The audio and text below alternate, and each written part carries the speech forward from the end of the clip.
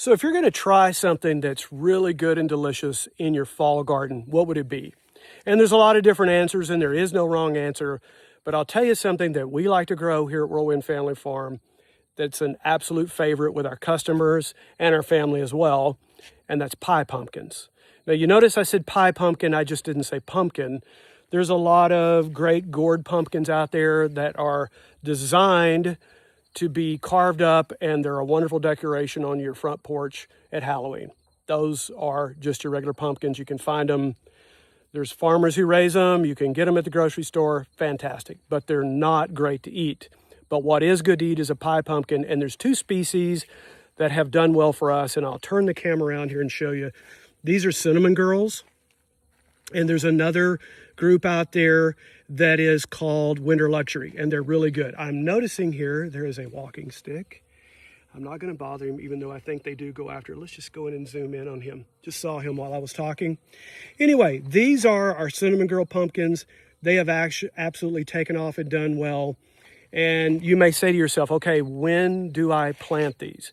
And there's not a definitive answer. It depends on where you live.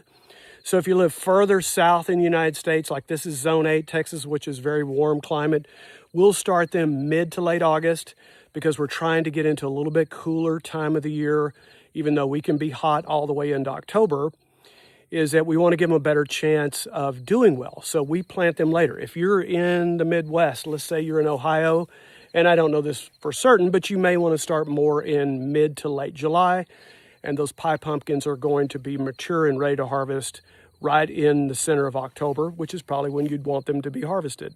So let's go back and take a quick look. Again, these are cinnamon girls. We plant them about 24 to 30 inches apart. They're absolutely thriving and doing well. You can see all of the flowering that's going on. If you look in there close, there's a bee doing its thing, if you can see it. He's right in there. And you can see one of our pie pumpkins. He's really having a good day, and we love to see our bees in here. So they get to be about the size of a soccer ball, sometimes a little bit smaller. And let's go over here and see if we can see another one.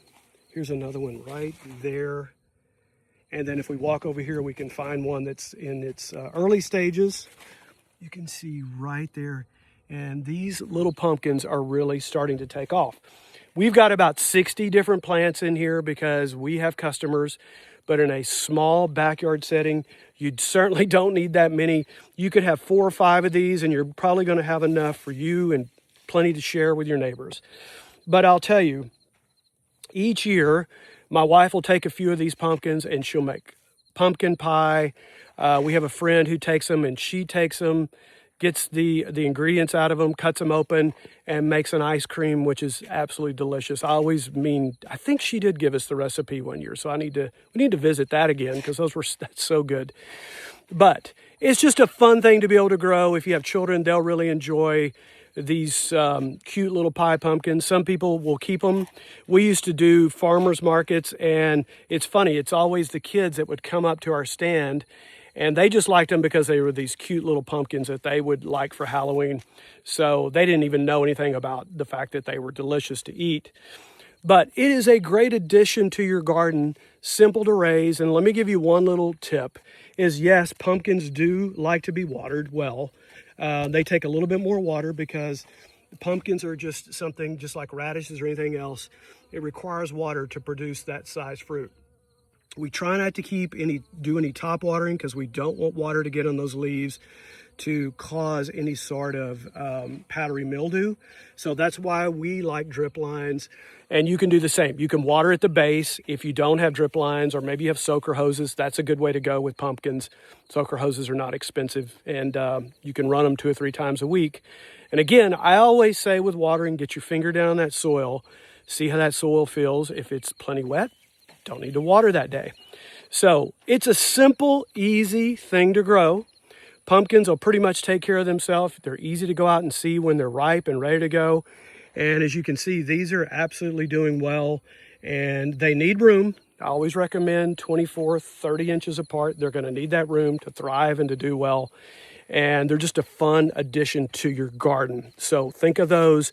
And again, we may be a little bit late now, but next year when you start thinking, okay, what am I going to put in my fall garden? and always think of fall. I think of it as spring in reverse.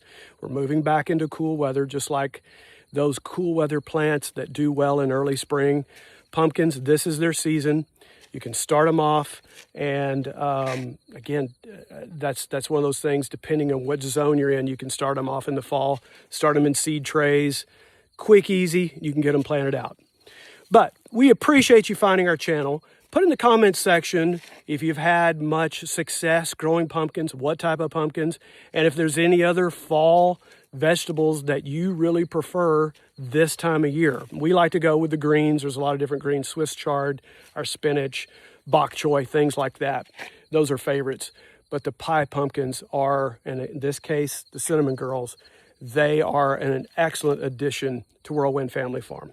Thanks again. It means a lot when you like, subscribe, hit that bell for notification, share. We appreciate it. And remember, over here we'll have another video. You can check it out right over here. Click on it, take you further along in that education process. Blessings over you, your family, and your pumpkins this fall. Talk to you soon from Whirlwind Family Farm.